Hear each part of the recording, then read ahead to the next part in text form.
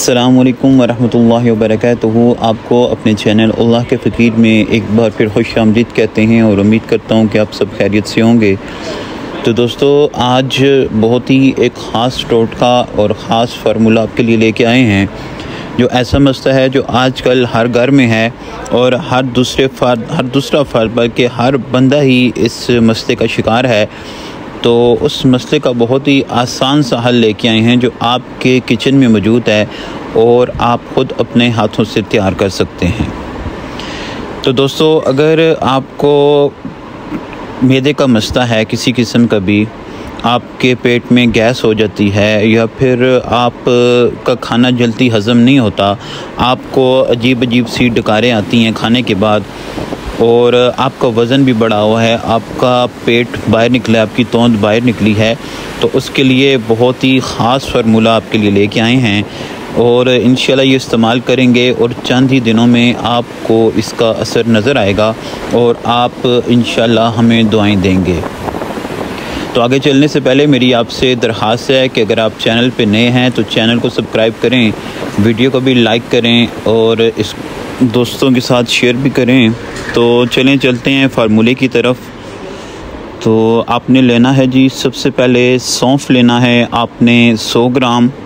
उसके बाद आपने अनार दाना लेना है, वो भी 100 ग्राम। फिर आपने मिश्री लेनी है और मिश्री आपने जो लेनी है वो होनी चाहिए धागे वाली, वो भी आपने 100 ग्राम लेनी है। और उसके बाद सूंठ होती है, अदरक जो होती है, खुश्क अदरक, उसको सूंठ कहते हैं, और ये भी आपने 100 ग्राम लेनी है। ये तकरीबन हर घर में मौजूद होती हैं, अगर नहीं है तो किसी भी करीबी पंसार से बहुत ही आसानी से और बहुत ही सस्ते दामों ये चीज़ें आपको मिल जाएंगी। तो आपने करना यह है कि इन चारों चीज़ों को लेकर इनको साफ़ कर लेना है और इनका एक आपने सफ़ूफ बना लेना है, बिल्कुल बारीक पीस कर इनका सफ़ूफ बना लेना है। और फिर आपने हर खाने के बाद तकरीबन आधा घंटा बाद इस सफ़ूफ को 1 चाय का चम्मच पानी के साथ ले लेना है।